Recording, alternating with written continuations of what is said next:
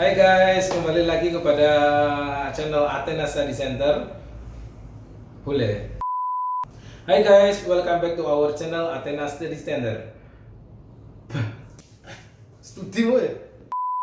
Hai guys, welcome back to our channel Athena Study Center. Masih ingat gak pembahasan kita pada video sebelumnya? Ya, betul sekali. Kita sudah membahas tentang sifat koligatif larutan. Tetapi hanya dua ya.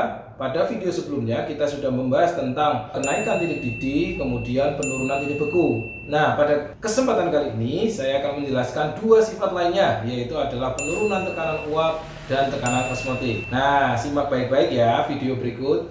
Oke, kita akan membahas tentang penurunan tekanan uap. Nah, kalian lihat, ini ada air. Pernah nggak kalian memanaskan air kemudian hingga terjadi proses pendidihan? Ketika air dididihkan, maka kemudian air tersebut akan berubah wujud menjadi uap.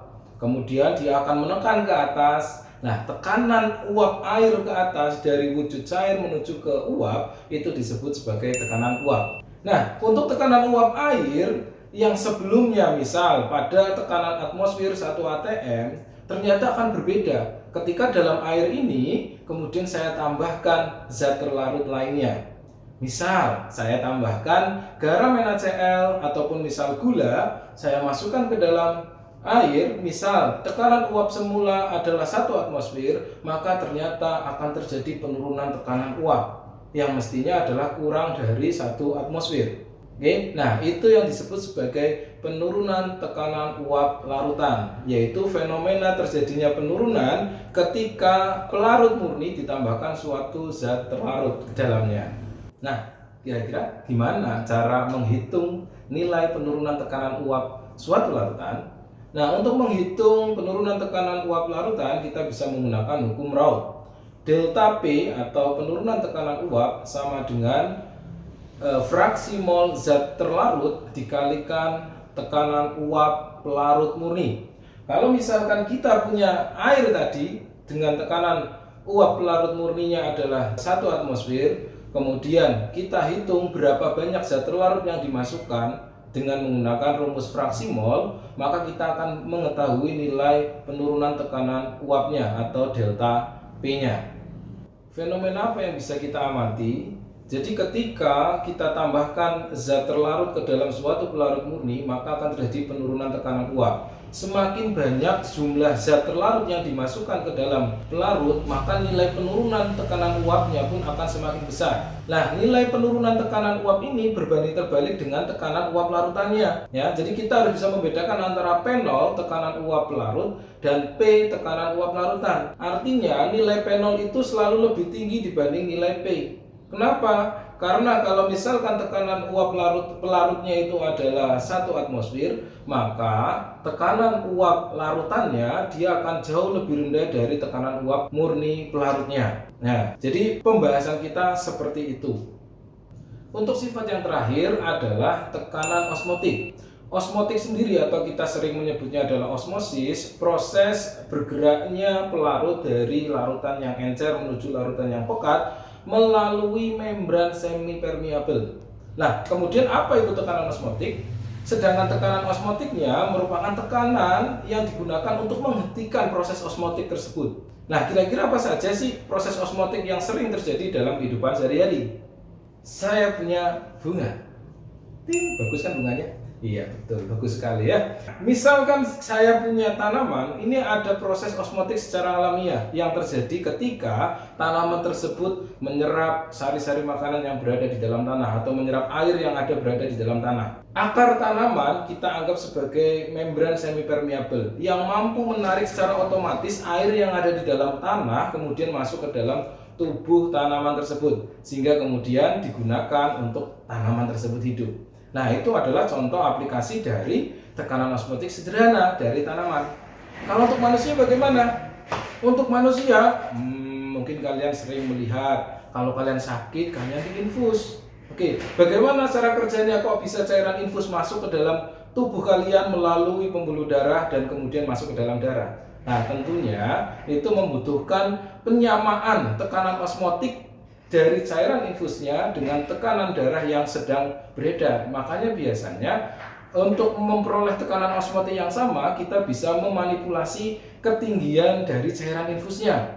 Kadang dibuat lebih tinggi atau lebih rendah. Yang jelas nggak lebih rendah. Kalau lebih rendah apa yang terjadi biasanya? Ketika tekanan osmotik dalam cairannya jauh lebih rendah dibandingkan tekanan osmotik dalam darah, yang terjadi darahnya yang keluar. Ya, tetapi ketika tekanan osmotiknya lebih tinggi, maka dia bisa mendesak masuk ke dalam aliran pembuluh darah. Nah, itu biasanya diatur menggunakan ketinggian ketika kalian diinfus, tapi jangan sampai ya, mudah-mudahan tetap sehat semua untuk kalian. Nah, kira-kira gimana cara mencari tahu nilai tekanan osmotik larutannya? Oke, untuk mencari tahu nilai tekanan osmotik larutannya, kita menurunkan dari rumus persamaan gas ideal. Tapi langsung saja, untuk tekanan osmotik, P sama dengan M kali R kali T. P itu sendiri adalah tekanan osmotik, M-nya itu adalah molaritas, R-nya itu adalah tetapan gas ideal, dan kemudian T-nya itu adalah suhu. Tapi ingat, suhunya di sini menggunakan Kelvin ya. Jadi kalau masih dalam derajat Celcius, kita konversi dulu ke Kelvin. Untuk tetapan R itu sama dengan 0,082 liter ATM per kilojoule ya. Jadi tinggal kita masukkan ke dalam rumusnya, maka kita bisa menghitung nilai tekanan osmotik suatu larutan.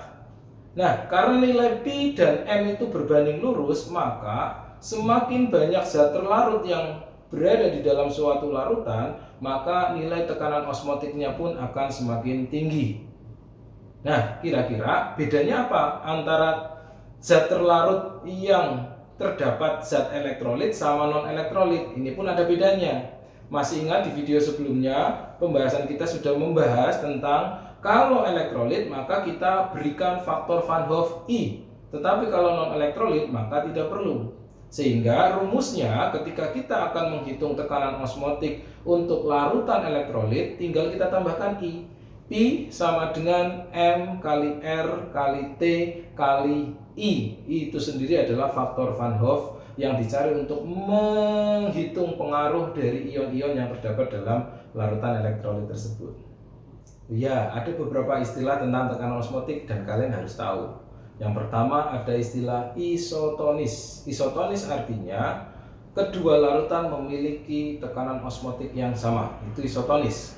Kemudian ada hipertonis. Hipertonis artinya larutan pertama memiliki tekanan osmotik yang hiper, berarti lebih tinggi dibanding tekanan osmotik yang kedua. Dan lawannya yaitu ada hipotonis tadi.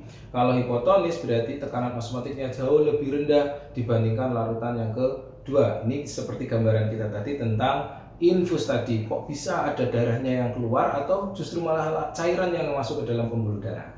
Nah, jadi udah lengkap kan pembahasan kita tentang sifat koligatif larutan. Dari mulai kenaikan titik didih, penurunan titik beku, kemudian penurunan tekanan uap, dan yang terakhir adalah tekanan osmotik. Nah, sekian dulu pembahasan kita di video kali ini. Nantikan juga pembahasan materi kimia menarik lainnya di video-video berikutnya. Jangan lupa silakan kalian like, share, and subscribe video-video kita dari Athena Study Center. Tetap semangat di rumah, semangat! Athena Study Center, Jalan Wat Gandul Dalam nomor 125, dan kami juga hadir Jalan Padma Boulevard Selatan nomor 23 Semarang. Untuk info lebih lanjut, silahkan hubungi nomor yang tertera atau melalui website kami di www.athenastudycenter.com. Thanks for watching. Jangan lupa like, comment, and subscribe our YouTube channel.